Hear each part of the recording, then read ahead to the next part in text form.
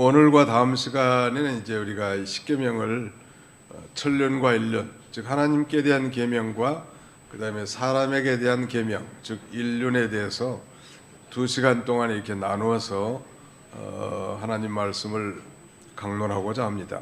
오늘은 이제 1계명부터 4계명까지, 즉 하나님께 대한 계명에 대해서 우리가 알지만 좀 더 소상하게 살펴보고 함께 은혜 받고자 합니다. 자, 그렇다면 오늘 제목은 십계명의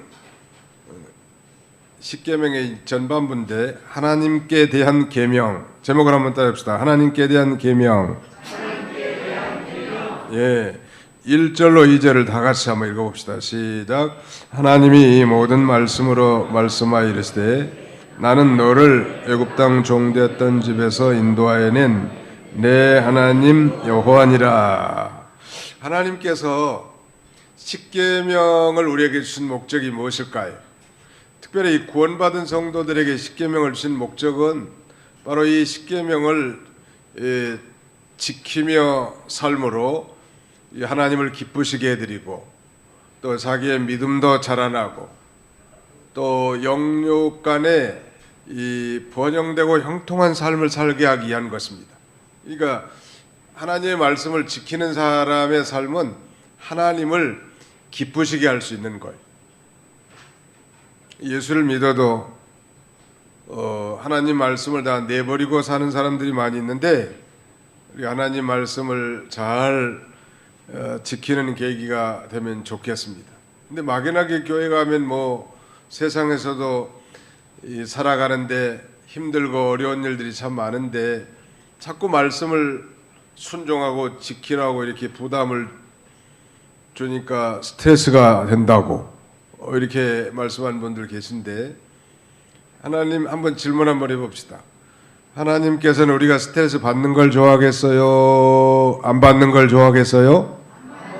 당연하죠. 여러분 자녀들이 직장 다니면서 스트레스 받으며 다니는 것을 좋아하는 부모는 없을 거예요. 인간의 부모도 그러거니와 정말 구원받은 하나님의 자녀로서 행복을 누리며 살기를 원하신단 말이에요. 그런 면에 있어서 하나님 말씀에 대한 순종은 우리에게 이 참된 자유를 주고 오히려 기쁨을 주는 것이지 우리에게 부담을 주고 억압하고 스트레스를 주려고 하는 게 결코 아니란. 오늘 이제 십계명을 준수하라고 말하면서 이 서론적으로 1절로 2절 이렇게 말씀합니다. 하나님이 모든 말씀으로 말씀하여 이르시되 나는 너를 애굽 땅 종되었던 집에서 인도하여 낸 내 하나님 여호와니라. 이게 바로 뭐 십계명 나 외에 다른 신을 내게 두지 말라 이렇게 말하기 전에 자신이 이스라엘 백성들을 애굽에서 건져낸 속량해 주신 고엘, 즉 구속자라는 사실을 밝히는 거예요. 가령 이렇게 생각할 수 있겠습니다.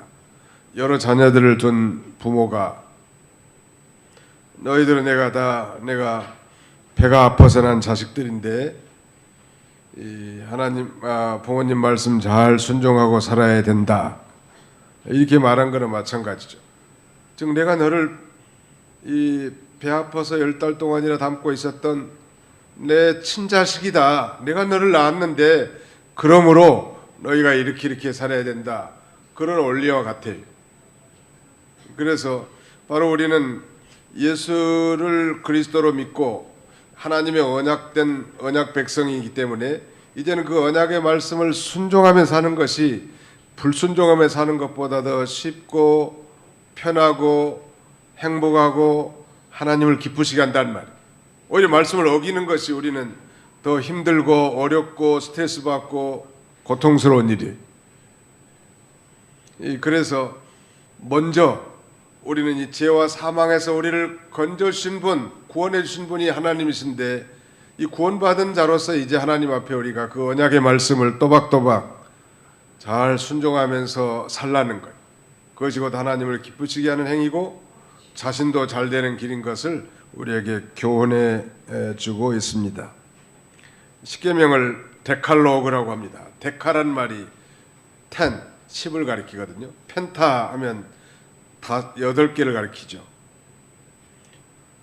근데 이 데카 하면은 10개를 가요. 데칼로그, 즉 10계명, 10가지로 된 하나님의 명령인데 1계명부터 4계명까지는 누구에 대한 계명이에요? 하나님께 대한 계명. 그 다음에 5계명부터 10계명까지는 누구에 대한 계명이에요? 사람에 대한 계명. 앞부분을 천륜이라 말하고 뒷부분을 일륜이라 말하는데 우리가 기억할 것은 언제나 천륜과 일륜이 상충될 때는 천륜을 선택하라는 거. 한번 따봅시다. 천륜과 일륜이 부딪힐 때는 천륜을 따라야 합니다. 네, 자, 오늘 무슨 날이에요? 주일날이죠. 주일날인데 아버지 생신이요. 아버지는 저기 충청도 논산에서 살아. 그 주일날 예배를 드려야 될 것인가, 논산에 내려가서 아버지 생신을 차려야 될 것인가? 어떻게 해야 돼요? 일부 예배 드리고 살짝 내려가서 오후에 생신 차려드려야 돼요? 온전한 신앙은 그건 아니죠. 그러니까 이렇게 하면 좋을 것 같아요. 아버지 생신이 주일날 걸렸단 말이에요. 근데 아버지도 섬겨야 되는요, 당연히. 또 주일은 주일도 지켜야 된다. 이거 어떻게 해야 되냐? 어떻게 해야 돼? 고영희 집사님. 어떻게 해야 돼? 결석해버려야 되죠? 주중에 내려가 토요일날 줘도 좋고 내려가가지고 다른 형제들보다 그 효도금을 돈을 한 2배로 드리는 거야. 다른 형제들은 10만 원씩 주는데 자기는 20만 원 거금을 쏟아.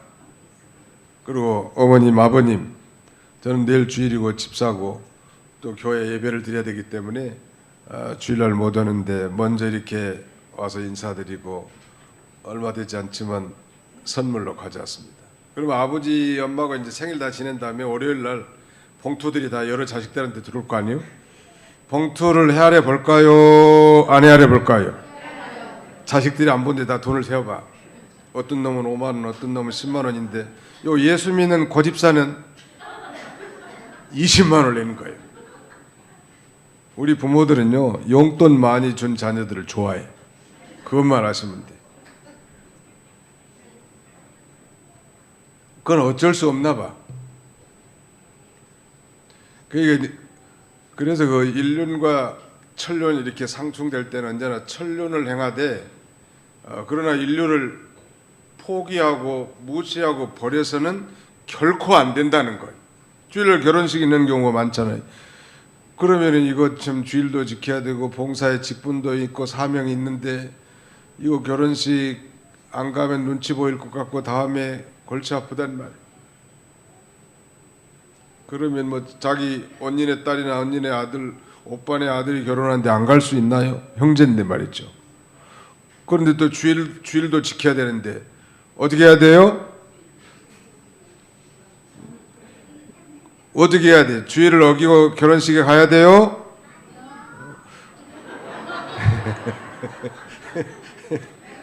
우리 정현이가 엄청 똑똑하다고. 그럴 때는 뭐 한번 가까우면 찾아가든지 미리 주중에 아니면 직접 결혼한 조카한테 전화를 하는 거예요. 조카 아무개야, 네가 알다시피 나는 교회에 집사고 직분을 맡았고 주일날 교회 가야 되기 때문에 내 결혼식에는 참석할 수 없게 됐단다. 너무 미안하다. 내가 토요일날 했으면 백사 제지하고라도 다 갈 텐데 하필 주일날 걸려서 이렇게 됐구나. 그리고 다른 사람은 축의금을 10만 원밖에 하는데 얼마 하면 돼요? 한 30만 원 해버려. 이때는 아예 한 10만 원 더 써. 한 30만 원을 붙이는 거예요. 그리고 작지만 축의금을 보낸다. 대신에 너희들 신혼여행 갔다 오면 내가 꼭 너희들 한번 한톡을 쏘마. 거기다 또 한톡까지 더 붙이는 거예요. 좋아할까요? 안 좋아할까요? 아니, 결혼식이 오면은 부페식이 한 끼니 5만 원인데 그것도 안 먹지. 여러 면에 남는 장사예요. 절대 형제간에 오해가 상하지 않습니다. 사정을 사실대로 얘기하고, 야, 다른 걸 몰라도 우리 셋째 고모 그건 진짜 예수 믿는 사람이야. 예수를 믿으려면 저렇게 믿어야 돼. 미국에서 한 그런 실화가 있는데 어떤 제재소에 한 청년이 입사를 했는 거예요. 입사하는데 사장님이 주일날도 나오라는 거예요. 그러니까 이 종업원은 믿음이 아주 좋은 청년이기 때문에 사장님, 저는 내일은 주일이기 때문에 절대 나올 수 없습니다. 그래? 그러면 자네는 나하고 같이 일을 하지 못하겠구만. 해고했을까? 해고시켰을까요? 해고 안 시켰을까요? 해고시켰다는 사람 한번 손들어 주세요. 해고시켰다. 해고 안 시켰다는 사람 손들어 주세요. 이것도 저것도 아니면 뭐예요 이건 그럼? 손 내리세요. 아니 사장님이 주일날 나오라고 했는데 안 나왔으면 해고시켜야지. 그걸 해고시켰습니다. 근데 어느 날 이제 그 사장님의 친구가 그 새롭게 이제 무슨 은행을 하나 세웠는데 종업원이 필요한 거예요. 근데 누구 정말 믿고 맡길 그런 종업원이 필요하다는 거예요. 그러니까 그 해고시킨 사장의 친구가 그걸 은행을 열었는데 그 사장한테 부탁한 거예요. 여보게, 내가 이번에 이런 일을 하는데 좋은 사람 하나 소개시켜 주소. 그러니까 전에 자기가 해고했던 그 직원을 소개시켜 주는 거예요. 자신의 신념을 쉽게 버리지 않는 이 청년, 나하고는 같이 비록 일하지 못했지만 자네가 이 청년을 고용하면 믿고 모든 일을 할 수 있을 거네. 그리고 해고시켰던 그 사장의 친구에 소개해줘서 더 좋은 직장을 얻게 되는 거예요. 이건 실화예요. 그러니까 뭐 믿음을 지키면 누가 도와줘요? 하나님이 도와주는 거예요. 우리는 그걸 믿는 거예요. 우리는 다 약하고 보잘것없지만 하나님이 믿음으로 사는 자 하늘 이로받게 하고 만사형통하게 하신 하나님 믿으시기 바랍니다. 네, 바로 이 십계명을 명령하기 전에 나는 너를 애굽 땅에서 너희를 구원한 구원자라고, 고엘이라고 먼저 이렇게 말하면서 구원받은 하나님의 자녀고 언약 백성이기 때문에 당연히 언약의 말씀을 기쁨으로 순종해서 살라고 이렇게 준 것이지, 우리를 스트레스 받게 하고 뭐 힘들게 하고 고달프게 하려고 그런 게 아니란 말이에요. 그 첫 번째 계명이 바로 이제 나 외에는 다른 신을 내게 두지 말라. 조금 서술 부분이 옛날 성경과 좀 다르긴 합니다만 그래도 더 자연스러운 것 같아요. 한번 따라합시다. 너는 나 외에는 다른 신들을 내게 두지 말라. 이건 한마디로 말하면 경배의 유일한 대상은 오직 누구뿐이시다? 하나님밖에 없다. 예배를 받을 유일한 대상, 경배의 유일한 대상 하나님밖에 없다는 거예요. 제2계명, 우상을, 너를 위하여 새긴 우상을 만들지도 말고 절하지도 말고 섬기지도 말라고 하는 거예요. 이것은 경배의 말하자면 방법을 가리킵니다. 우리는 하나님은 우리 눈으로 보이지 않으신 영이신 하나님이시죠. 근데 우상 섬기는 사람은 보이는 우상을 만들어 놓고 거기다 절하고 섬기는데, 그런 방법으로 하나님을 섬기는 것이 아니고 우리는 보이지 않는 하나님을 신령과 진정으로 예배해야 할 걸 우리에게 가르쳐 준다는. 세 번째는 여호와의 이름을 망령되게 부르지 말라. 이것은 경배의 태도예요. 우리의 모든 삶의 영역에 있어서 그 여호와의 이름을 찬양하고 높이고 경외해야 될 것을 우리에게 가르칩니다. 경배의 태도. 마지막 네 번째는 안식일을 기억하여 거룩히 지킬지니라. 이건 경배의 시간. 즉 일주일이 7일이잖아요. 그 7일 중에 첫 번째 날이 주일이에요. 그러니까 이 7일 중에 첫 번째 날 이 주일날은 온전히 하나님께만 예배하고 하나님을 섬기는 날로 특별히 정해서 예배드린 날은 경배 시간이에요. 이날은 나머지 6일 동안 하는 일과 근본적으로 다르죠. 오늘 우리는 이 하나님 앞에 예배드리면서 영혼의 안식을 누리고 육신도 쉬고, 그 다음에는 경건한 활동들이 적극적으로 우리가 해야 될 일이지만 소극적으로는 매매하는 일, 오락을 취하는 일, 이런 것들은 엄격하게 금지하고 있습니다. 그래서 이 제1계명은 경배 대상, 제2계명은 경배의 방법, 제3계명은 경배의 태도 혹은 자세, 제4계명은 경배의 시간을 가리키는 것. 자, 경배의 대상은 오직 누구밖에 없다? 하나님밖에 없는 거예요. 오직 유일하신 신 하나님, 참된 신, 하나님의 유일성을 선포한 것입니다. 그 하나님 외에 다른 존재를 신으로 여기고 섬기는 모든 것은 다 우상이란,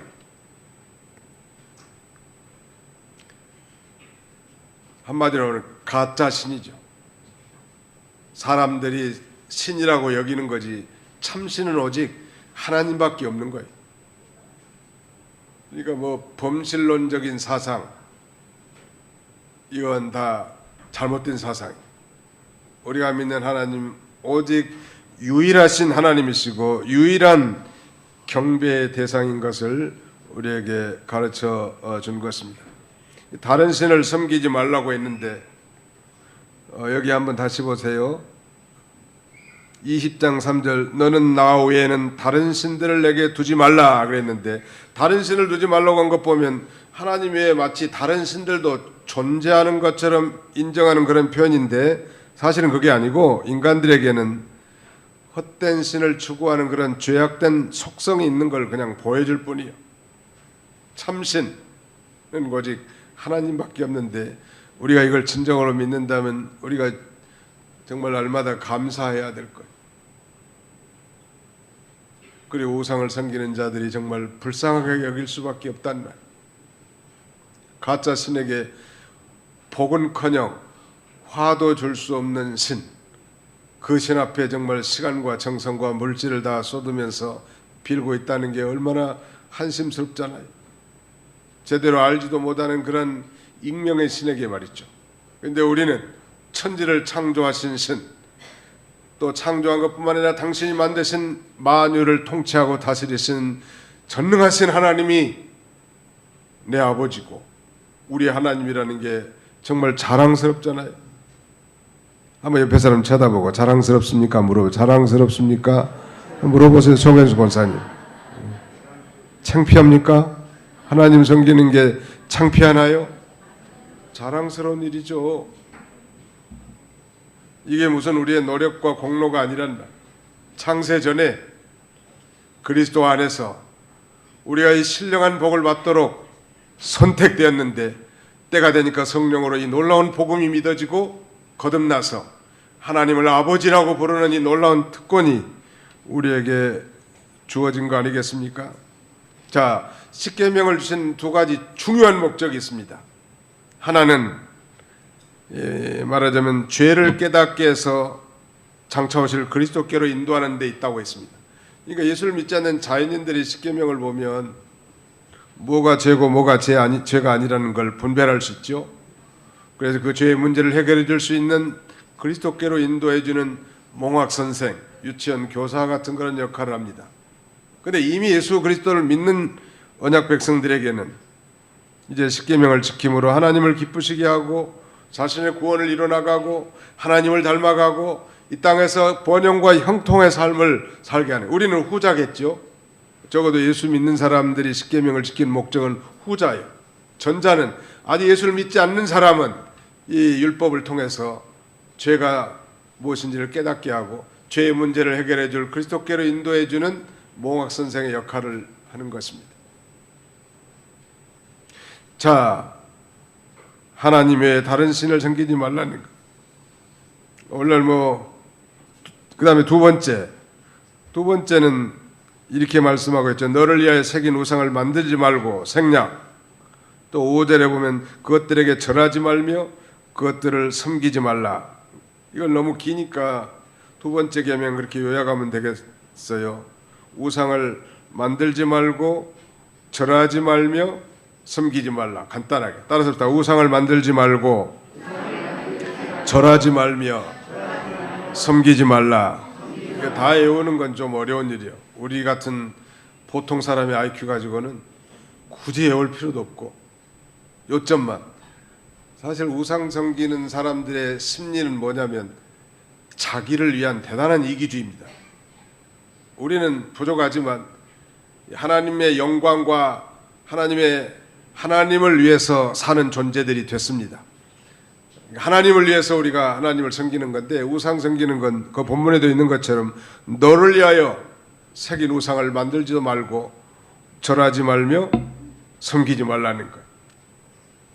경배의 방법, 그런 우상 섬기는 심리로 하나님 앞에 예배드린 것이 아니고, 우리는 보이지 않는 하나님 앞에 회개하고 예수님의 공로에 의지해서 신령과 진정으로 예배드려야 할 존재라.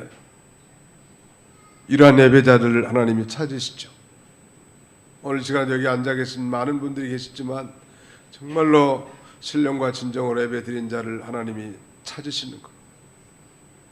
우상, 전에 제가 그런 말씀 한번 드렸죠. 우리 기독교를 제한 우상 종교들은 이 보는 거, 보이는 거, 이런 것들을 대단히 강조합니다. 그래서 뭐 불상도 다 같은 불상이 아니에요. 뭐 엄청나게 크게 만들었어요. 돌로도 크게 만들고, 그 다음에는 뭐 아주 뭐 이 금, 은, 동, 철 이런 거 철로도 만들고. 대구의 동화사에 가면은 석상이 엄청나게 높아. 제가 정확히는 모르지만 이 깔고 앉는 그 좌상까지 포함하면 줄잡아 한 30m는 된 것 같아. 돌로 만든 부처상이. 사경에 가가지고 한번 그 목사님하고 같이 가봤는데, 이 귀만 해서 얼마나 된 줄 아세요? 제가 볼 때 이 부처님의 귀만 내 키 정도 될 것 같아. 아무리 귀를 크게 만들었어도 들을 수 있을까요? 못 들을까요? 귀가 있어도 못 들어. 근데 우리 하나님은 귀를 지으셨기 때문에 귀가 없어도 다 들으신다. 중국의 이 남방의 운남성이라고 하는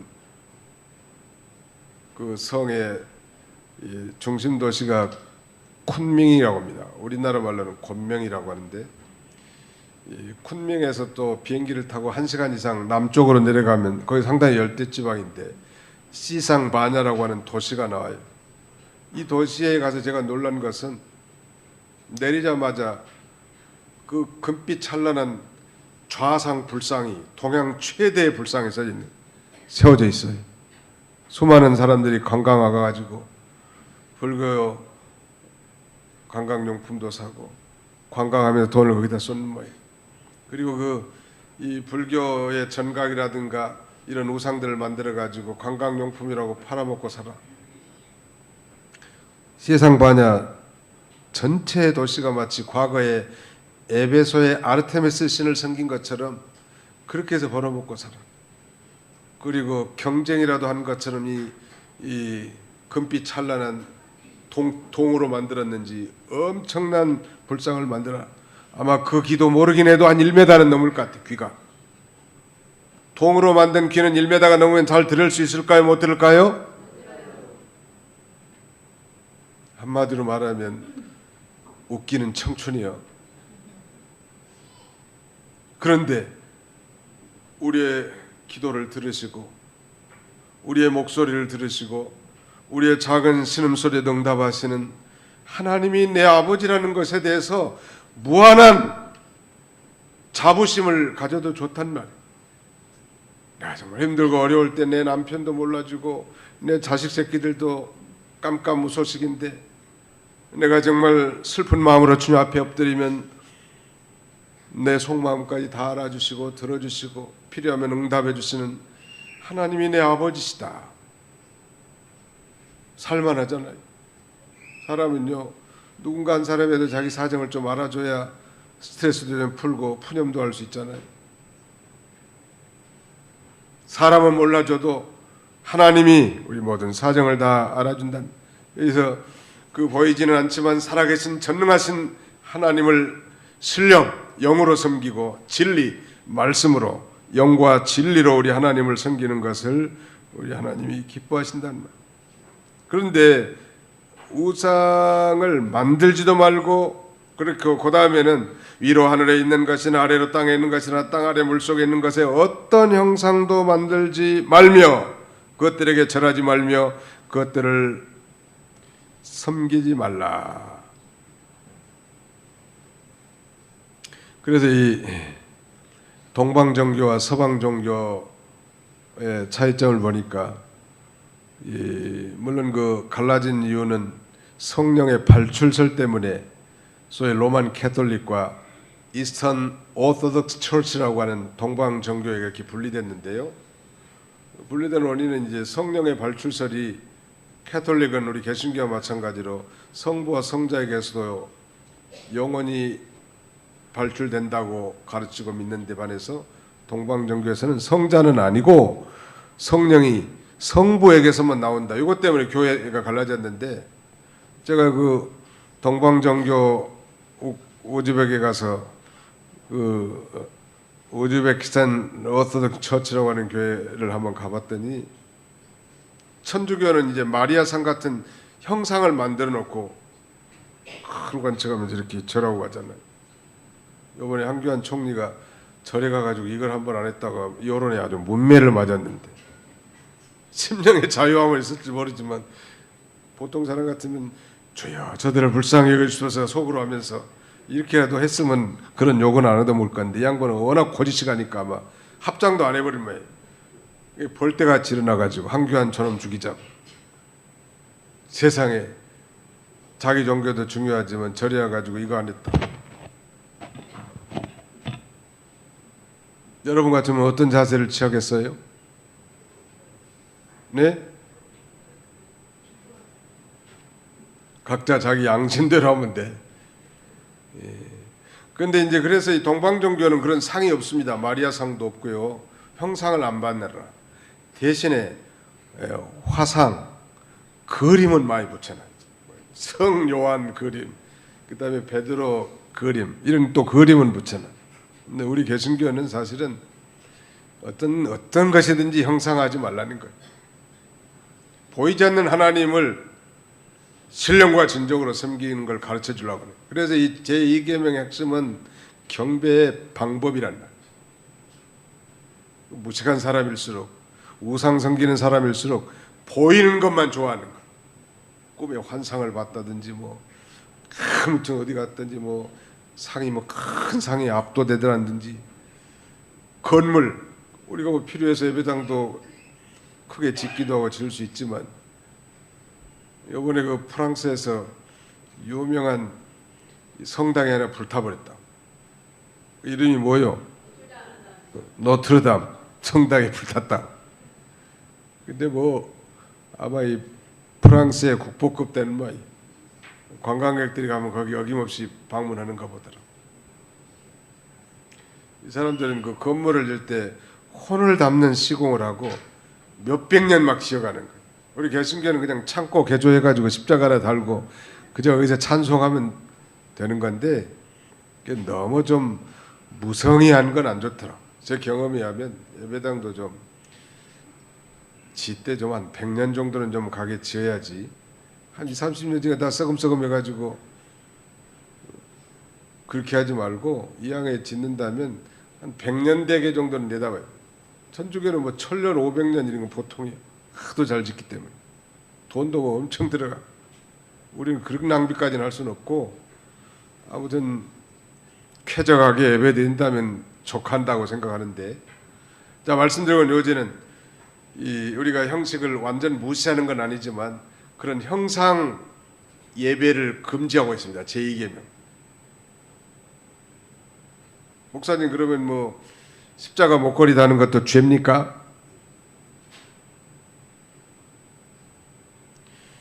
십자가를 새긴 반지를 낀 것도 죄입니까? 강대상 뒤에 십자가를 붙인 것도 죄입니까? 그런 것에 대해서는 각자 알아서 판단하세요. 믿음으로 너무 십자가가 귀해가지고 말이죠, 목걸이를 달고 다닌다는 누가 뭘 할 사람 있어요? 우리 통합 측에는 보통 강대상 뒤에다 십자가를 걸어놓고요, 합동 측이나 고신계통은 강대상 뒤에 십자가를 안 달아요. 왜 안 다느냐? 그것이 혹시 말하자면 우상 심리로 십자가가 어떤 귀신을 쫓아내는 부적처럼 여겨질까 봐서 그렇게 하는 건데, 중요한 건 마음 자세 같아요. 마음 자세가 중요한 거. 또 천주교의 그 십자가에는 예수님의 순환된 모습이 그대로 새겨져 있는데, 개신교에는 아무것도 안 붙어 있습니까? 우리 개신교는 아무것도 안 붙인 이유는 예수님이 부활했기 때문에 그 순환당하시는 예수님이 십자가 모습을 새겨놓지는 않습니다. 아무튼 우리 하나님은 신령과 진정, 진리와 영으로 섬김받기를 원하지 어떤 우상도 만드는 걸 원하지 않아요. 그런데 목사님, 그 우상으로 만든 게 아니고 예술 작품으로 만든 것은 어떨까요? 예술 작품.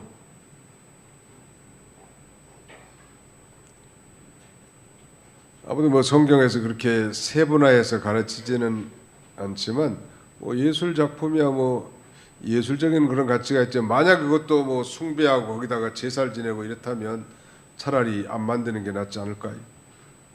일반적인 공예품이라든지 장식품은 모르지만 무슨 거기다가 일단 절하고 제사하고 이런 걸 우리 하나님이 결코 기뻐하지 않으시고, 하나님은 우상 섬기는 걸 질투하신다고 했습니다. 질투는 사랑의 또 다른 표현이라고 그랬죠. 사랑하지 않으면 질투하지 않습니다. 시작. 사랑하지 않으면 질투하지 않습니다. 왜 질투하는 거예요? 사랑하니까. 사랑의 다른 표현이 있죠. 아내는 누구만 사랑해야 돼요? 확실합니까? 아내는 남편만 사랑해야 돼. 그런데 아내가 이거 반찬도 잘해주고 빨래도 잘해주고 친절하고 서비스도 잘해주는데 한 달에 한 번씩 꼭 예바고 와, 다른 남자하고. 용납할 수 있어요? 없어요? 정신 나간 남편이나 용납하지, 용납할 수 없죠. 하나님 우리의 남편이시죠. 내가 너희 남편입니다. 내가 너희 남편이 됨이니라 직접 말씀하셨잖아요. 그런데 또 다른 남편, 우상 남편을 섬기는 걸 용납하자는 말이에요. 그래서 인간 같은 관점에서 신인 동형동선론적 표현을 그렇게 쓴 것입니다. 어떤 거, 오늘 우리가 이 형상을 만들어 놓고 우상 섬기는 그리스도인은 없겠지만은 하나님보다 더 사랑하고 하나님보다 더 따라가고 하나님보다 더 지배받고 하나님보다 더 의지하는 그 모든 대상들, 돈이면 돈, 쾌락이면 쾌락, 자녀면 자녀, 기업과 직장이면 직장, 그 모든 것들 하나님보다 더 사랑하는 존재들이다. 현대판 우상숭배라는. 우리는 돈이 아무리 많이 벌려도 없는 것처럼 여기고 하나님 제일주로 나가고, 아무리 권력과 권세가 높아져도 없는 것처럼 여기고 하나님만 따라가. 그러면 돈이 아무리 많아도 괜찮고 권력이 아무리 높아도 그게 우상이 될 수 없어요. 가난할 때는 그렇게 하나님 잘 섬기다가 갑자기 돈 좀 생기니까 이제는 하나님 섬기는 일을 등한히 하고 돈 따라간다면 벌써 부주인을 섬긴 셈이 되고 우상 심리가 그 안에 들어가게 된 것입니다. 세 번째는 너는 내 하나님 여호와 이름을 망령되게 부르지 말라니. 우리의 생각이나 말이나 신앙 고백이나 찬송이나 기도나 무슨 글이나 행동에 있어서 하나님의 이름과 그의 말씀들을 진실하게 사용하라는 것, 위선적으로 함부로 사용해서는 안 될 걸 우리에게 가르쳐 줍니다. 하나님의 성호를 경외하라는 것. 하나님께서는 하나님 자신의 여러 가지 이름을 통해서 당신의 품성과 속성을 인간들에게 계시하셨는데, 그러므로 하나님의 이름, 곧 그분의 존재와 영광을, 이름은 하나님의 존재와 영광을 직접 상징하는 것이기 때문에 우리는 마땅히 순수하고도 진실한 기도와 감사, 그리고 그 이름에 합당한 영광을 돌려야 할 것입니다. 하나님의 이름을 함부로 남용하지 말로. 거기 7절 하반절에 그러지 않았습니까? 죄 없다 하지 아니하리라. 이건 형벌을 도무지 면할 수 없다는 뜻을 강조한 표현이. 우리 보수계의 거장 박윤선 박사는 하나님의 이름을 헛되게 부르는 것은 믿음이 없는 형식적인 기도, 그게 하나님의 이름을 망령되게 일컫는다고 그렇게 말합니다. 형식적인 예배 행위, 또 거룩한 종교적 서약을 지키지 않는 것, 이게 다 하나님의 이름을 망령되게 여기는. 우리 직분자들은 다 직분 받을 때 서약이라는 거 하거든요. 그건 목사님 앞에서 하는 게 아니라 엄밀하게 말하면 하나님 앞에서 하는 거니까, 하나님과의 약속이고 서약이니까 잘 지켜야 되겠는데, 헌신짝처럼 내버린다면 그게 바로 하나님의 이름을 망령되게 부르는 행위겠죠. 마지막 네 번째는 따라서 합시다. 안식일을 기억하여 거룩하게 지키라. 경배의 시간, 이건 일주일의 첫날 일요일 안식일을 지키는 거예요. 이거 오늘 종일토록 우리가 하나님 앞에 예배드리는 것과 예배드리는 일과 경건한 일을 도모할 수 있죠.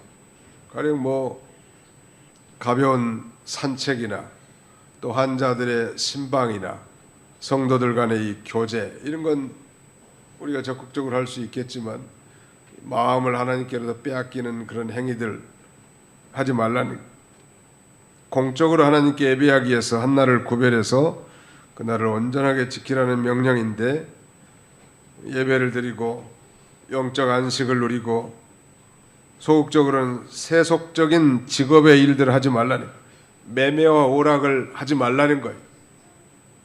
그 좋은 습관이. 미국 사람들은 매일 바빠요. 토요일까지도 7 to 7, 아침 7시에 출근해가지고 저녁 7시에 퇴근해요. 그러니까 마트에 갈 시간도 별로 없어. 그러니까 저녁에 이제 마트도 다녀오고.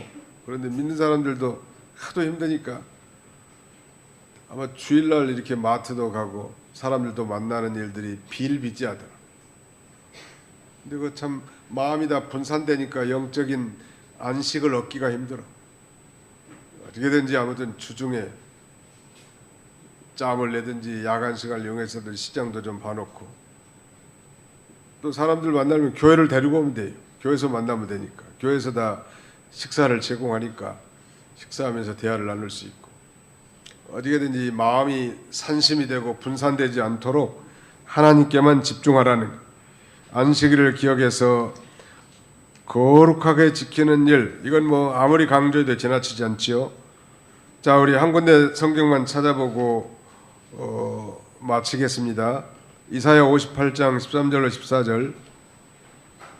이사야 58장 13절로 14절 우리 통독하고 마치도록 하겠습니다.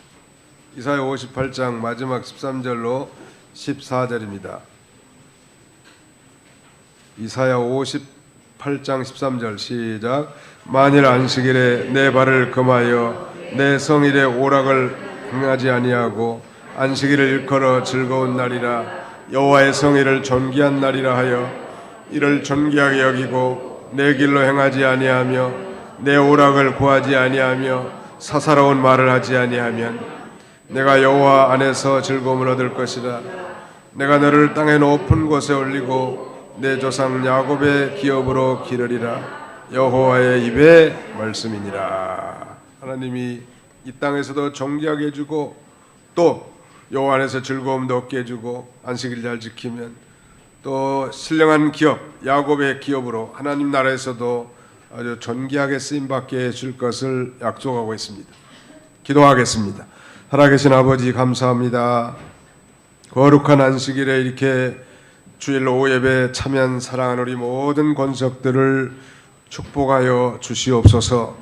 아비로신 하나님, 오늘 우리가 이 경배의 대상이 오직 여호와 하나님이라는 사실과 경배의 방법은 우상을 섬기는 보이는 이 예배 행위가 아니라 보이지 않는 하나님을 신령과 진정으로 예배할 뿐만 아니라 경배의 태도로서 여호와 이름을 망령되게 부르지 말라고 했사오니 우리의 입술과 모든 삶 가운데 여호와 이름을 높이는 저희가 다 되게 해주시고, 경배의 시간은 곧 이 신약시대의 일요일 안식이라고 했사오니 이날을 기억하여 거룩히 지킴으로 여호와 안에서 참된 위로와 안식을 얻으며 참된 영적 양식을 먹고, 또 이 땅에서도 존귀할 뿐만 아니라 하나님 나라의 존귀하게 쓰임받는 우리 모두가 다 되게 하여 주옵소서.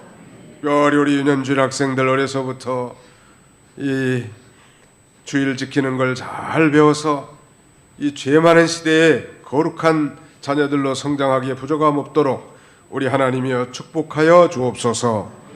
예수님의 이름으로 기도하옵나이다. 아멘.